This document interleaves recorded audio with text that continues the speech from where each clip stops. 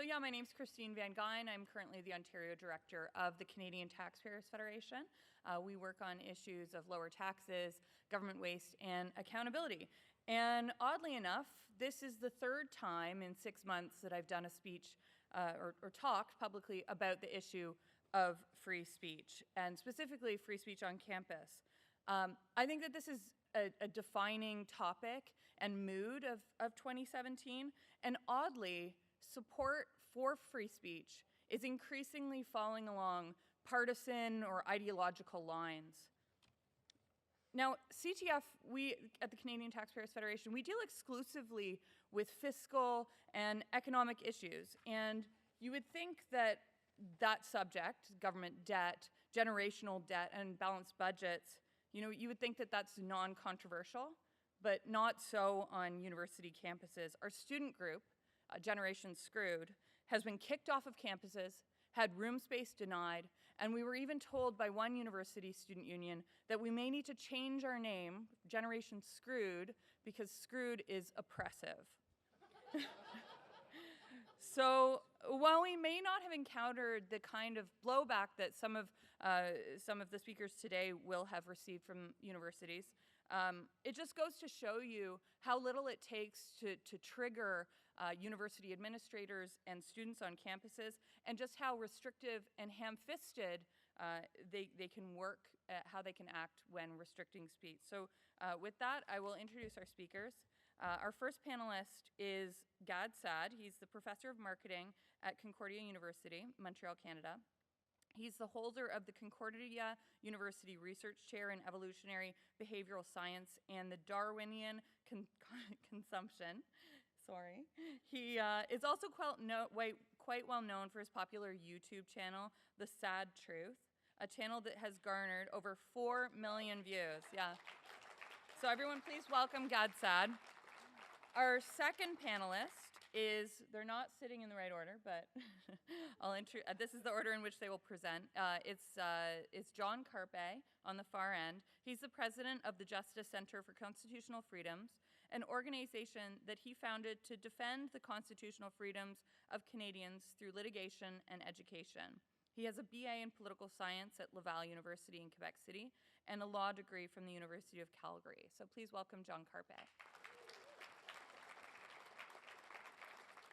And our third panelist is Jordan Peterson, seated in the middle. He's a psychology professor at the University of Toronto and a clinical psychologist with two main areas of study: the psychology of belief, including religion, mythology, and political ideology, and the assessment and improvement of personality, including the prediction of creativity, academic, and industrial performance. So everyone, please welcome Jordan Peterson. And we're going to begin with remarks from Mr. Saad. Thank you very much. All right. So apparently a food restaurateur here in Ottawa caused me some food poisoning. So even the restaurateurs are trying to stifle my freedom of speech because I almost didn't make it to this session. So what are some strategies for stifling opposing opinions? If you live in a dictatorship, then of course you just kill the intellectuals. Those who oppose you, you get rid of them. If you are unable to implement such a strategy, then you perhaps have some hate speech laws or some campus speech codes. And of course, what flows from that is the third way to stifle people, is to create an environment that is sufficiently ominous that people engage in self-censorship. This picture right here is worth 1,000 words. It basically says we condemn freedom of speech that hurts other people's feelings. What I'm going to do for the rest of today's lecture is simply read to you first-person accounts of emails that I receive. I receive these, and they're innumerable how many I receive, where either students, professors, parents are writing to me to document the stuff that they are facing on campuses. And the best way to actually show you this is to just read a bunch of them. So bear with me as I actually go through about 7 or 8 of these. The clock, by the way, is not working, so I don't know how much time we have, but I'll assume we're okay. So here is student testimony example 1. I'm a 47-year-old white male who, because of an injury, made a choice to return to school. Sadly, it looks like my path through university is going to be interrupted. In the first year, to maintain full-time status, I'm forced to take another social justice, Black Lives Matter course. The challenge is students are not allowed to challenge or question the course content because that's considered disrespectful and may disrupt someone's safe space. I believe I'm a respectful student with good attendance and whose marks average in the mid-80s. That said, after a few weeks of the one-sided syllabus, I'm considering dropping out of the program and leaving school entirely. This leftist academic world is a little too much for me. Testimony 2. Today we had a panel discussion on the Quebec City shooting with 2 historians and 2 sociologists, where I was told with solemn, moral, righteous tone that there is no such thing as good and bad immigrants. My heart was racing and my teeth were clenched, and grinding listening to this. Finally, despite my heart beating out of my chest, I asked the question, how do you, the panel, interpret Charlie Hebdo, the Danish cartoon, ISIS, Salman Rushdie, and the Bataclan shootings?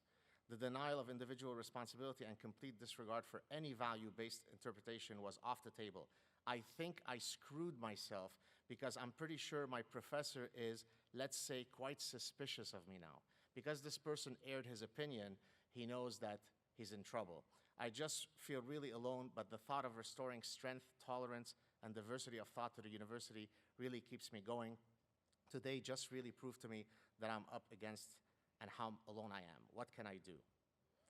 I'm reaching out to you in the hopes that the Godfather, that's yours truly, would be able to help direct my future research projects, since most professors and required courses I have to take seem to be run by social justice warriors feigning intellectualism. The reason I'm contacting you is because as an honors cognitive student, part of my requirements is to complete 12 credits worth of individual research. However, because of purely political reasons, I'm apparently a violent, misogynist, racist Trump supporter.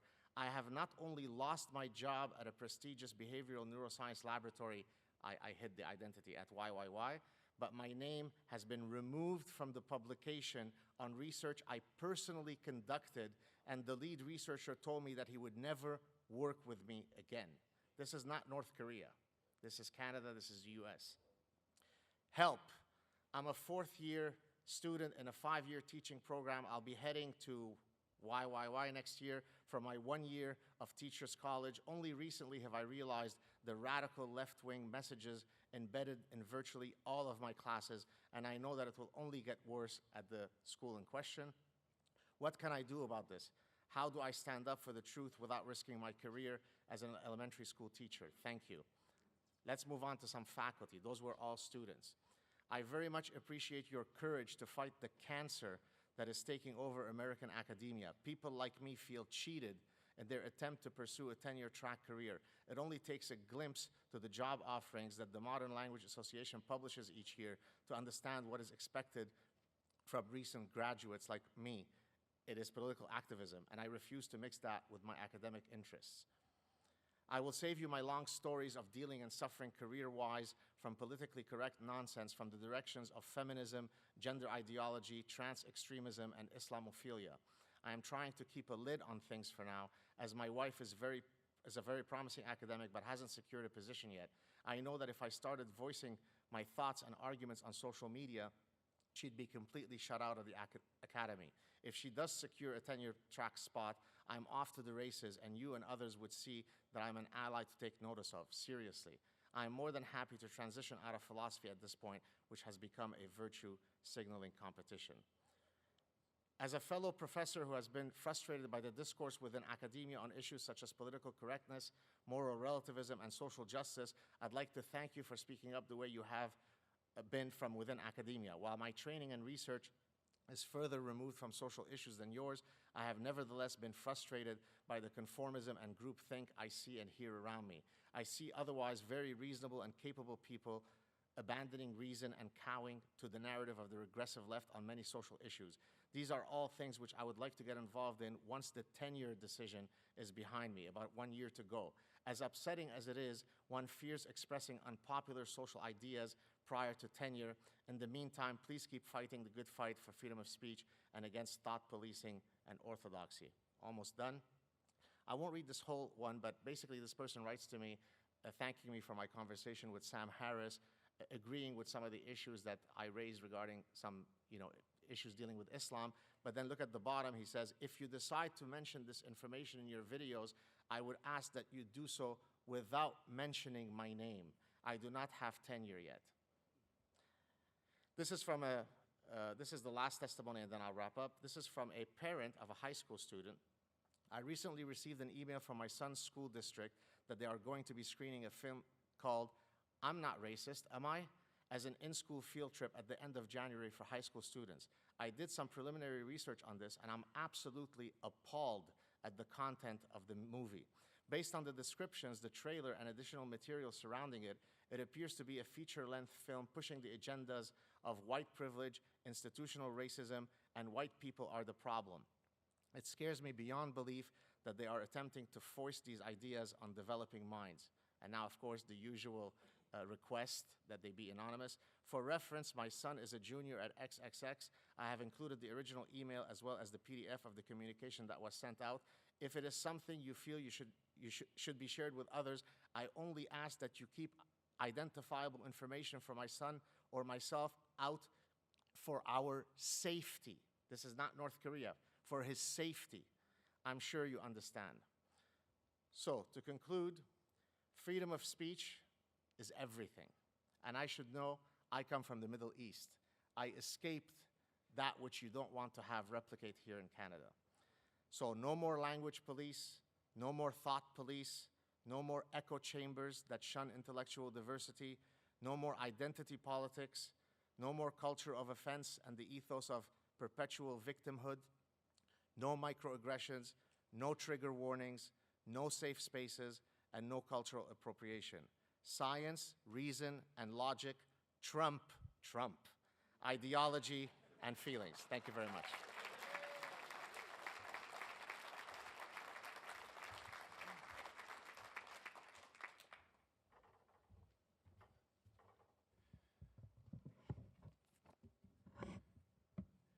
Is it okay to move this away? Thank you very much. Good morning. My thanks to the Manning Center, Manning Conference, for inviting me to speak with you this morning, and it's a great honor to be on the same panel with Dr. Jordan Peterson and Dr. Saad. Free speech in Canada is not dead, but at Canadian universities, it certainly is on life support. Each year, the Justice Centre releases the Campus Freedom Index, most recently with a new website, www.campusfreedomindex.ca, where you can very easily and quickly look up your own university and see what letter grade, A, B, C, D, F, has been assigned to your university or to your student union based on its policies, based on its practices. We're trying to follow Dr. Michael Walker's great dictum, if it matters, measure it.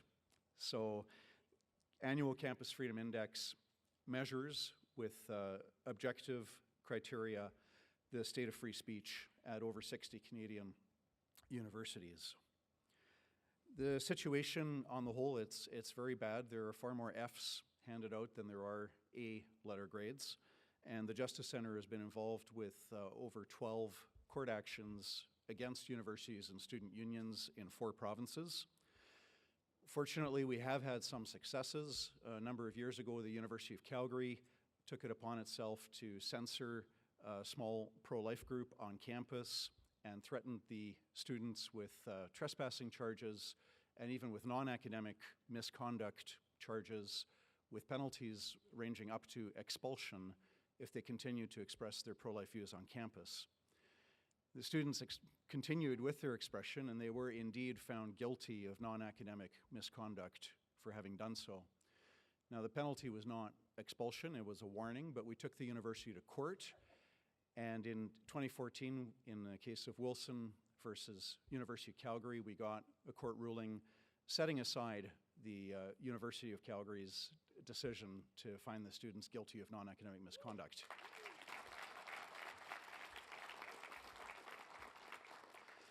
So that case is now a precedent that can be used by students across Canada. We also recently, this past summer, sued the Brandon University Student Union, which had banned a campus pro-life club. which of course is significant because if you don't have the official club status, you cannot participate in Clubs Day or book a table, or you cannot, on par with the other clubs, rent out a room or hold an event, invite a speaker, host a debate, etc. So we sued the student union at Brandon University, and before the action got very far, they did settle and they reinstated the club. So another positive result. But universities are very clever. So we've got the University of Alberta, which is obviously aware of the precedent against the University of Calgary.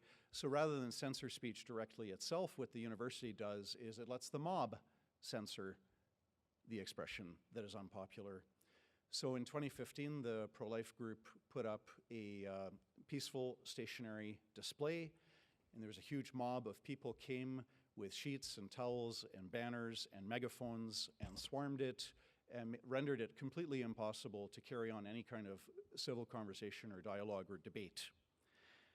Now, in spite of the fact that the University of Alberta's Code of Student Behavior expressly prohibits interrupting, obstructing, or interfering with university-related activities and events, in spite of very clear provisions in the Code of Student Behavior, when this disruption and obstruction took place, campus security stood by and watched and did nothing to enforce the university's own code of conduct. The following year, 2016, the students went back, filled out a form to have another display, and the university says, yes, you can put up a display on campus, provided that you pay us a security fee of $17,500. Now, of course, if it's the campus gay pride march, or if it's a feminist or socialist or Aboriginal or environmentalist expression, there's no security fees required for that. But if your opinion is unpopular or controversial, you're not allowed to express it on campus unless you pay a security fee of $17,500. So we're suing the University of Alberta, and the court in Edmonton is going to hear our case coming up in June. And it's going to be hugely, for better or for worse, you can't predict ahead of time if you'll win or lose, but this is going to have a huge impact on the rule of law. Because the message that the University of Alberta is sending to its own students and to the whole world is that if you disagree with somebody else's opinion, you should shut them down and silence them. And that's the message. You know, and it's tempting, you know, for people who disagree with or perhaps despise or detest the pro-life viewpoint, it's tempting to, you know, kind of chuckle because, you know, this is being shut down. But it should be obvious to any thinking person, if this is the condoned trend, that's going to cut in all directions. And it's not going to be too long before you're going to see all kinds of views, and eventually even left-wing views. They're going to get shut down by mobs if this is not fought immediately and urgently. What to do about the situation? I've got 5 recommendations. Firstly, exercise your free expression rights. Freedom is like a muscle. If you don't exercise your muscles, they atrophy and wither and become weak and useless. Conversely, if you exercise your muscles, they stay strong and get even stronger. So exercise your free expression rights. Do not be intimidated by the name calling. We've all heard it: racist, sexist, homophobic, transphobic, Islamophobic, et cetera, et cetera. If you self-censor, you are giving ground to the enemies of freedom. And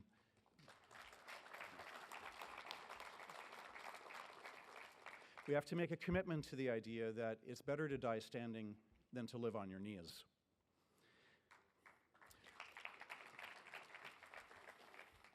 Second point, come to the defense of others whose freedoms are threatened.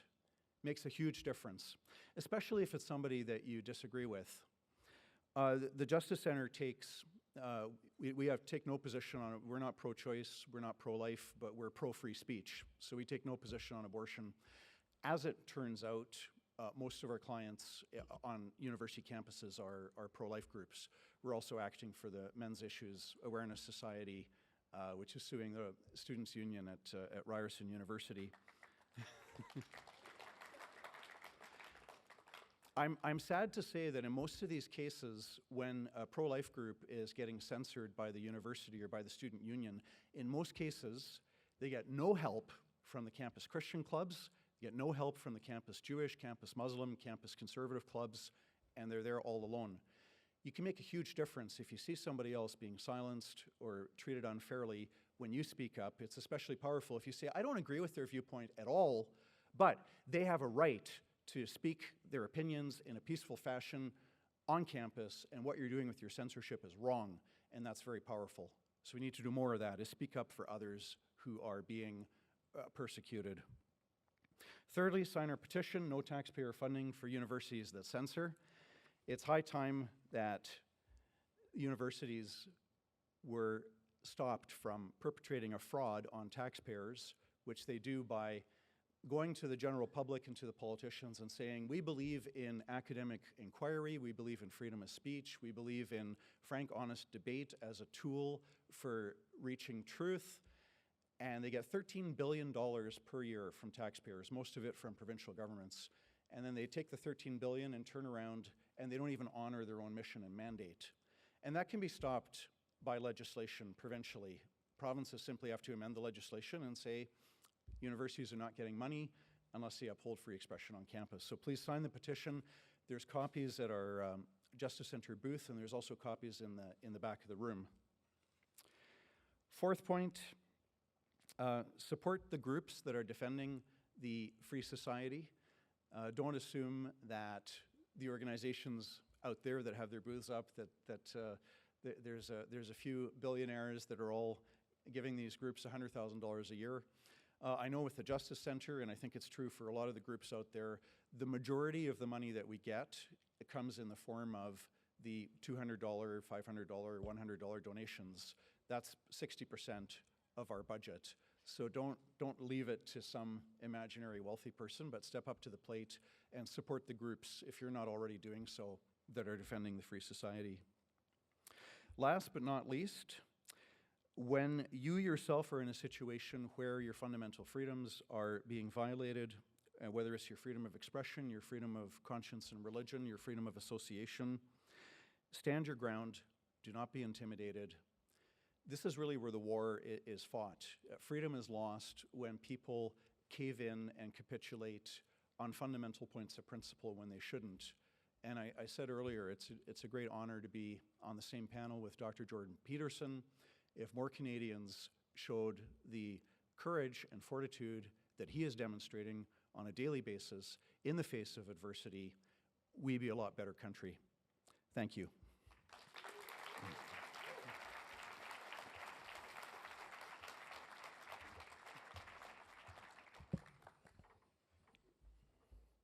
So I want to recommend a book first to everyone here. It's called Explaining Postmodernism, and it's by a gentleman named Stephen Hicks. And you need to understand postmodernism because that's what you're up against, and you're up against it far more than you know or think. And it's a much more well-developed and pervasive, pernicious, nihilistic, intellectually attractive doctrine than has yet come to public realization. It absolutely dominates the humanities and increasingly the social sciences in the universities. And what's happening, you see, someone once said, who unfortunately I can't remember, it might have been Friedrich Nietzsche, said that everybody is the unconscious exponent of a dead philosopher. And fortunately, the postmodern philosophers, most of them are dead, so that's a good thing. But that doesn't mean that their words aren't continually being spoken by people who are following in their wake, let's say. And it's not like any given person is absolutely possessed, say, by the spirit of postmodernism, because often they're not educated enough to know all the details about what it is that has them in their grip. But if you get 20 of them together, and they're all 5% influenced by the postmodernist ethos, you basically have the spirit of the mob that's a mouthpiece for that particular philosophical doctrine. And if you understand the doctrine, then you understand why things are progressing the way that they're progressing. And so I'm going to tell you a little bit about the doctrine, because it's not optional to understand this. It's absolutely crucial to understand this. You can't underestimate the power of ideas and also the power of words, of course, because ideas are expressed in words. But you see, the postmodernists completely reject the structure of Western civilization. And I mean completely. So I can give you an example in one term. Jacques Derrida, who's head trickster for the postmodernist movement, regarded Western culture, let's call it the patriarchy, as phallogocentric. Okay, so phallo comes from phallus, P-H-A-L-L-O. And so that's the insistence that what you see in Western culture is the consequence of a male-dominated, oppressive, self-serving society. And we might say, well, you know, societies do tend to be self-serving, and people in power do tend to act in their best interests, but a tendency is not an absolute, and that's one of the things that needs to be considered continually. There are no shortage of flaws in the manner in which we've structured our society. And compared to any hypothetical utopia, it's an absolutely dismal wreck. But compared to the rest of the world and the plight of other societies throughout the history of mankind, we're doing pretty damn well, and we should be happy to be living in the society that we're living in. So the first thing that you might want to note about postmodernism is that it doesn't have a shred of gratitude. And there's something pathologically wrong with a person who doesn't have any gratitude, especially when they live in what so far is the best of all possible worlds. And so if you're not grateful, you're driven by resentment, and resentment is about the worst emotion that you can possibly experience apart from arrogance. Resentment, arrogance, and deceit. There's an evil triad for you. And if you're bitter about everything that's happening around you, despite the fact that you're bathed in wealth, then there's something absolutely wrong with you. You know, the black community in the United States is the 18th wealthiest community, 18th wealthiest nation on the planet. Now, that doesn't mean there isn't such a thing as relative poverty, and relative poverty matters. It's an important political economic issue, and it's very, very difficult to deal with. But absolute wealth matters too, and Western societies have been absolutely remarkable in their ability to generate and distribute wealth, as you can tell by just looking around and taking a brief bit of consideration for the absolute miracle that even a building like this represents. So you have to educate yourself about postmodernism. Okay, so here's what the postmodernists believe. They don't believe in the individual. That's the logos part. Western culture is phallogocentric. Logo is logos. That's partly the Christian word, but it's also partly the root word of logic.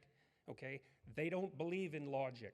They believe that logic is part of the process by which the patriarchal institutions of the West continue to dominate and to justify their dominance. They don't believe in dialogue. The root word of dialogue is logos again. They don't believe that people of goodwill can come to consensus through the exchange of ideas. They believe that that notion is part of the philosophical substructure and practices of the dominant culture. So the reason they don't let people who they don't agree with speak on campus is because they don't agree with letting people speak. You see, it's not part of the ethos. Okay, so what else do they believe and not believe? They believe that since you don't have an individual identity, your fundamental identity is group fostered. And that means that you're basically an exemplar of your race, hence white privilege, or you're an exemplar of your gender or your sex or your ethnicity, or you're an exemplar of however you can be classified so that you are placed in the position of victim against the oppressor, because that's the game. And it's a post-Marxist sleight of hand, right? The old Marxist notion was that the world was a battleground between the bourgeoisie and the proletariat, and that failed to have any philosophical or ethical standing. That argument after the working class actually saw its standard of living massively elevated as a consequence of Western corporate democracy, Western free enterprise democracy, and also as a consequence of the revelations of everything terrible that had happened in every bloody country that ever dared to make equity and the Marxist communist dogma part of their fundamental structure, right? And nothing but murderousness and oppression. And so by the 1970s, it was evident that that game was up. The postmodernist Marxists just basically pulled a sleight of hand and said, okay, if it's not the poor against the rich, it's the oppressed against the oppressor. We'll just redivide the subpopulations in ways that make our bloody philosophy continue in its movement forward, and that's where we're at now. And so for the postmodernists, the world is a Hobbesian battleground of identity groups. They do not communicate with one another because they can't. All there is a struggle for power. And if you're in the predator group, which means you're an oppressor, then you better look out, because you're not exactly welcome. And neither are your ideas. So that's what you're up against. I would say it's time for conservatives to stop apologizing for being conservatives. You know, and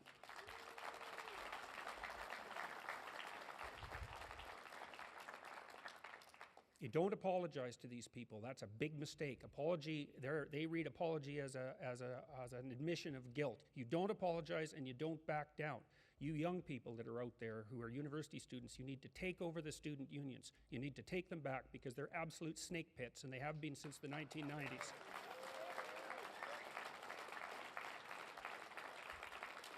And with regards to the universities, I thought at one point that the best thing to do would be to cut their funding by 25% and let them fight amongst themselves for the remnants, because it would force the universities to decide exactly what's important and what isn't.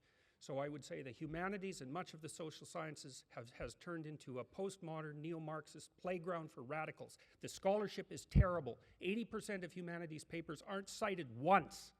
Once. And so what that means is that they write papers for each other and they sell them to libraries, and that's how the publishers make their money. No one reads them, but the publishers can print them because the libraries have to buy them, and they're buying them with your tax money. And so all of you who are sitting here are funding a postmodern, radical, neo-Marxist agenda that has its roots in the university, and your tax money is going towards that. And if you want proof of that, you just go online and look at the websites, especially of disciplines like women's studies, which is pathological right to the core. But it's not just women's studies, it's all the ethnic studies groups. It's anthropology, it's sociology, it's social work, and most of all, it's education. And OISE, for example, in Ontario, is perhaps, apart from the Ontario Human Rights Commission, the most dangerous institution in Canada. It should be defunded. It's as simple as that. They don't do the research they purport to do. They're not interested at all in education. They're interested in the indoctrination of people as young as they can get their hands on, so to speak. Now we need to figure out, our society needs to figure out how to stop shunting public tax money to radical left-wing activists. If we were doing that for radical right-wing activists, there would be an absolute storm. But it's happened incrementally since the 1960s, and it needs to stop. So that's partly what the conservatives, not only conservatives, but also liberals, true liberals in the English sense, are up against. I mean, what's happened also as a consequence of this postmodern, neo-Marxist intellectual invasion is that the center keeps moving. It's moved way to the right now. So if you're a classic liberal, you've become a conservative. And so for all of you who are interested in pursuing the conservative agenda, there's a lot of classic liberals that you could be talking to. And then finally, with regards to talking to young people, you finally have something to sell to them, you know. It's not easy to sell conservatism to young people because they want to change things, and that's not what conservatives want to do. They want to maintain things. Well, now you've got something to sell to young people. You can sell them freedom of speech, and you can sell them responsibility. The left is selling them rights. You can sell them responsibility. And I can tell you, because I've received many letters of the sort that Gad was talking about, young people are absolutely starving for someone to provide them with a sense of responsibility and say, look, here's something worth living for, man.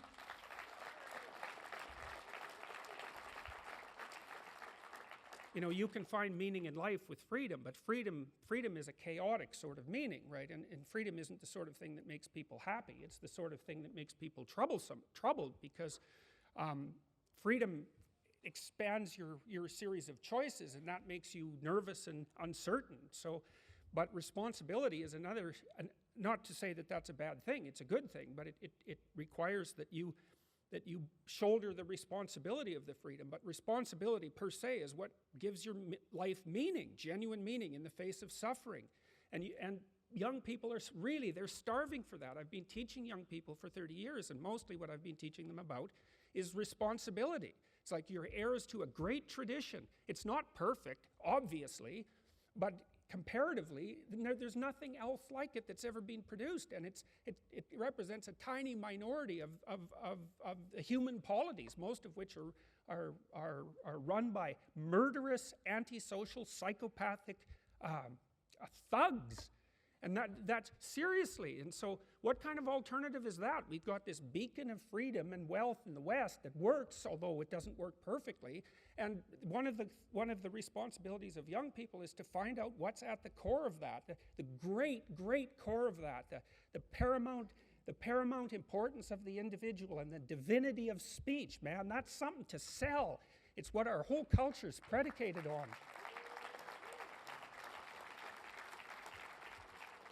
All right, well, I should stop there. So thank you very much for the invitation.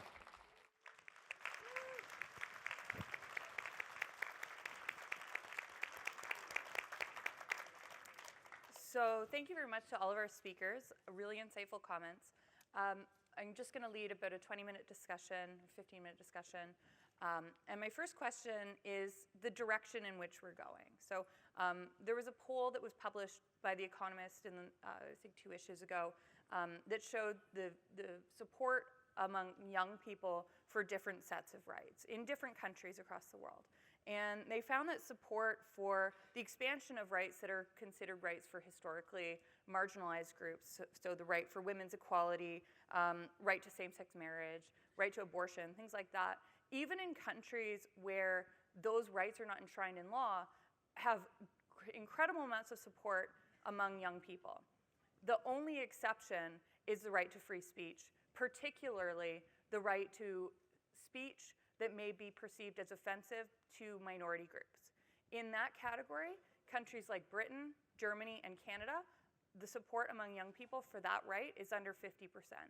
So right now we have, we see censorship, self-censorship, and real state censorship by people who actually hold the levers of power in government and in institutions. But when these people who right now have less than 50% support for the right to free speech are 15 years from now the ones holding those levers of power, where do you see this going? Well, the short-term future is very bleak, but I always say you just got to keep on fighting for what is right and exercising courage. And we can't say what the medium-term or long-term future is. You know, the history is quite unpredictable. But the short-term trends are terrible. I think another thing for people in the audience who are parents is, you know, get your kids out of the public education system and do homeschooling or private school.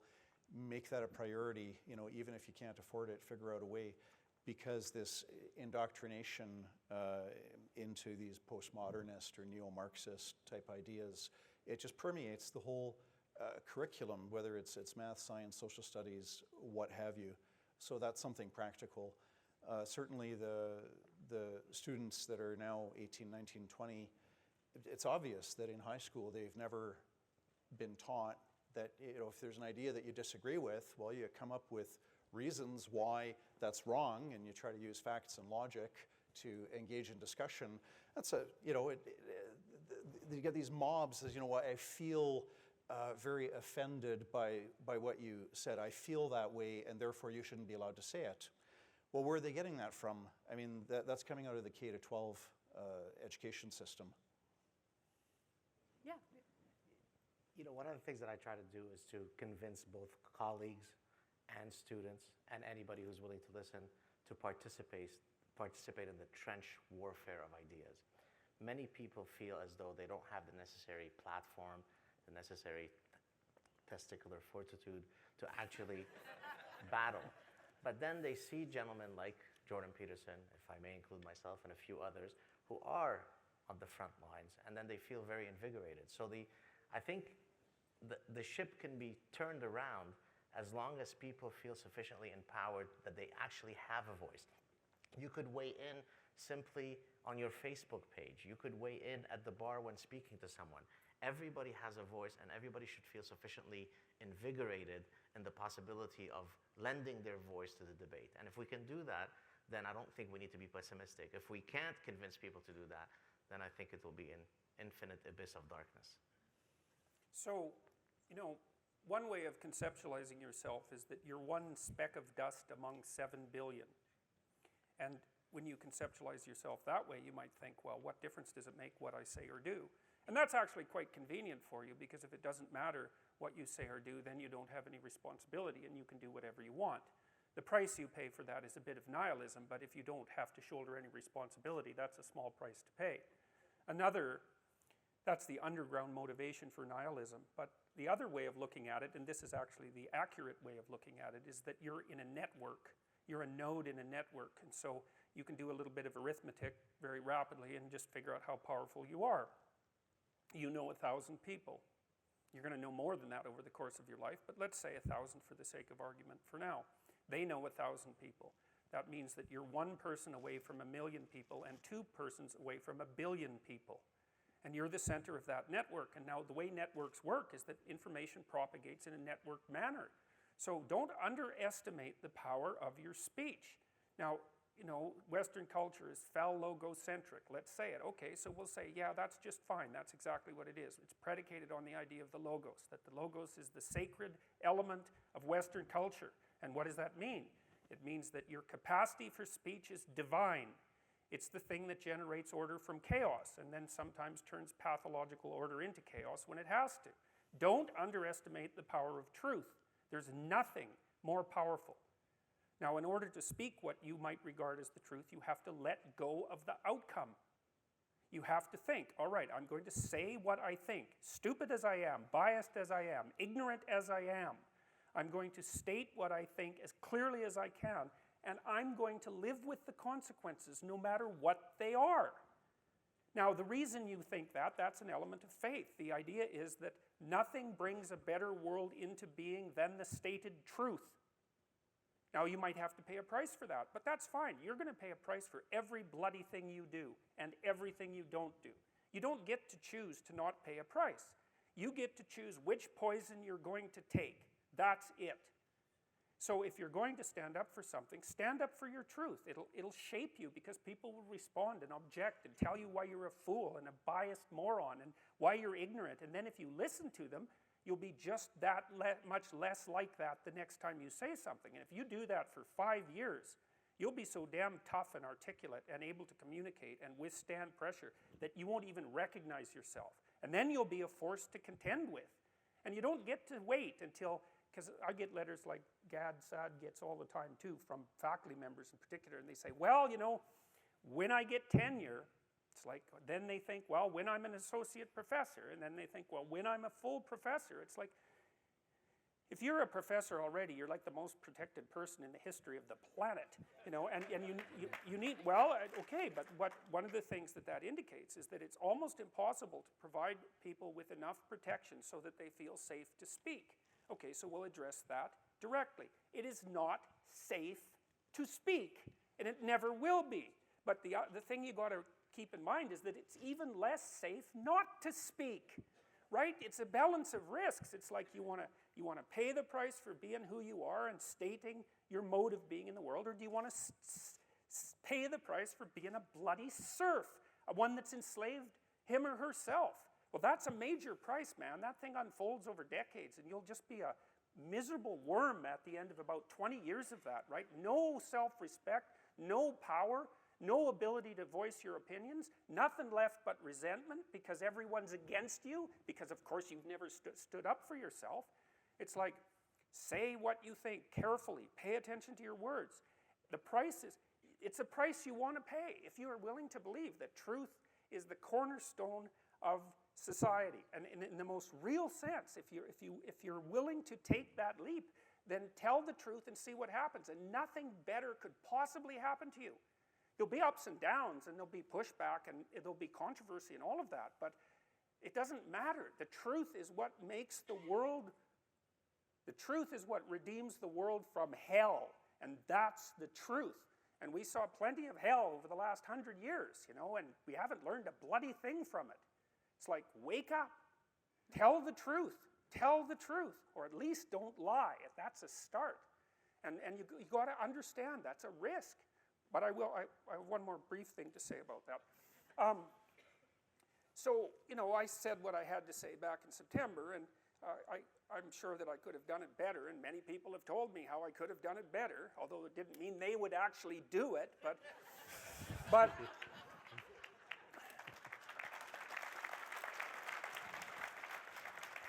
and, you know, my job was at risk, serious risk, for about 2 months, and it destabilized my family, who've been very brave about this. So, like, thumbs up to them, man. They've just stood by me.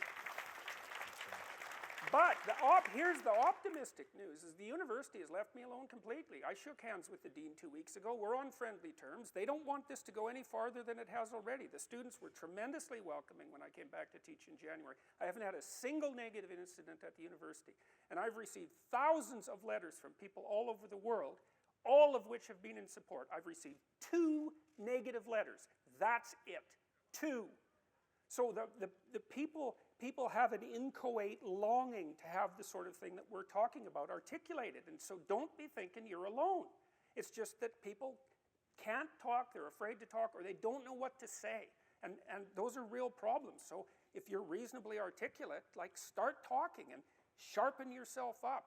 I mean, the enemy is a cloud. They're a cloud of gnats. They're only courageous in groups. They're only courageous in mobs. If you stand your ground and don't apologize and articulate things properly, they'll disperse around you like they're not even there. So most of it's illusion. So don't be afraid, but be afraid of the right thing. And the right thing you should be afraid of is not saying what you say, because that's the same as not being. And here you are, suffering away. You might as well be at the same time. At least then there's something to you. So.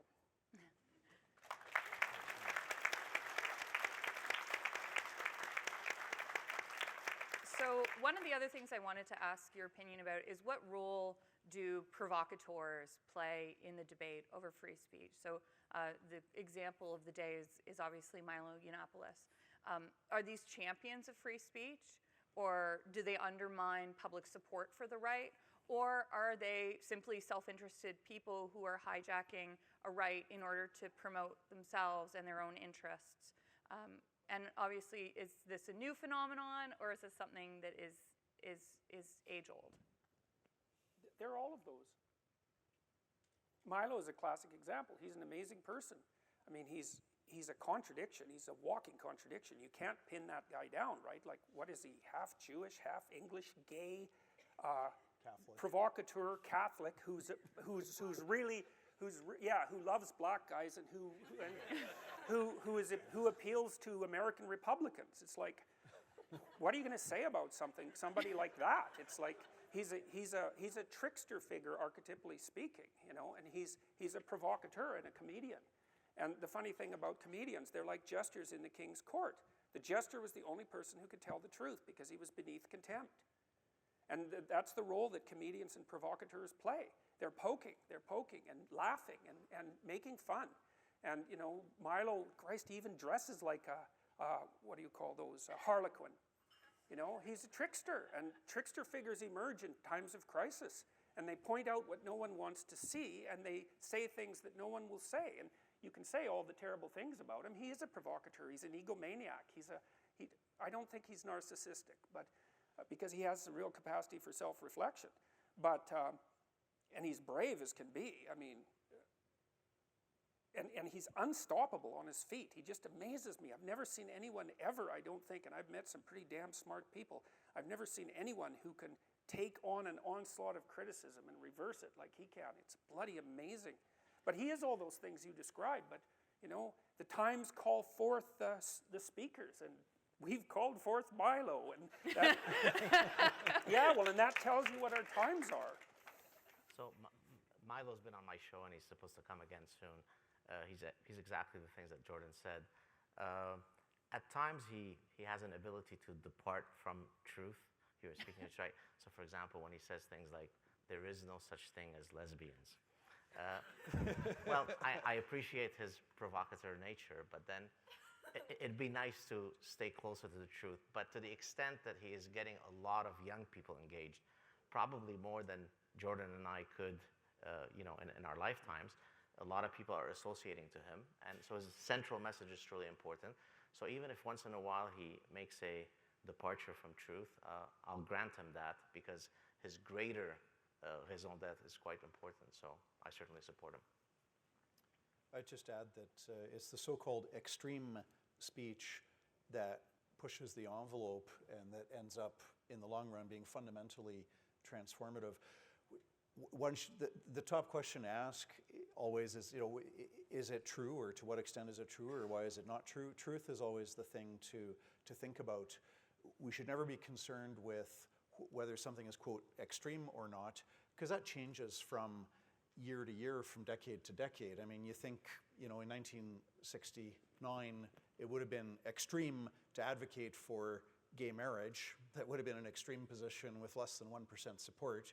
And today, in many quarters, it's considered extreme to say that gay marriage is a bad thing. So extremism changes from year to year, decade to decade, month to month.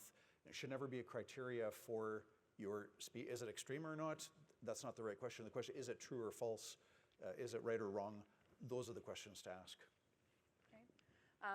Really quickly, one final question.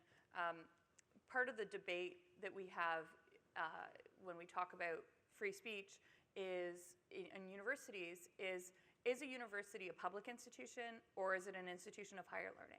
No one would dispute that the Manning Center is free to invite, disinvite, or not invite anyone that they want to come to this conference to learn and to train.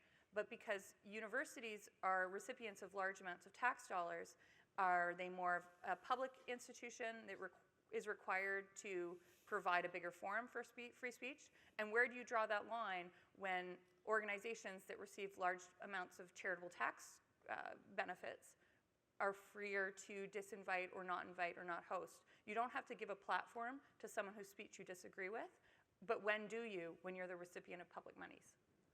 Well, I think in the current context with the universities receiving $13 billion a year from taxpayers, in that particular context, I think that they don't have the right to behave as, say, a private institution like Trinity Western University, which gets no government funding. That's very different. If Trinity Western University said we're going to ban the expression of atheism or Islam on campus, say, well, it's a private institution, as long as they're upfront about that when you go there, you know that pro-Islamic or pro-atheist speech is outlawed, and you still choose to go to that university. But ironically, what I've heard from people currently and in the past that are attending Trinity is they do have Muslims and atheists and gay people there, and it is a healthy, vigorous intellectual climate. But in response to the question, if you're a private institution, you can invite or not invite, you can do whatever you want. But for the universities, because they're holding themselves out as supposedly in favor of academic inquiry and free expression, they should be required to honor that commitment that they've made to taxpayers.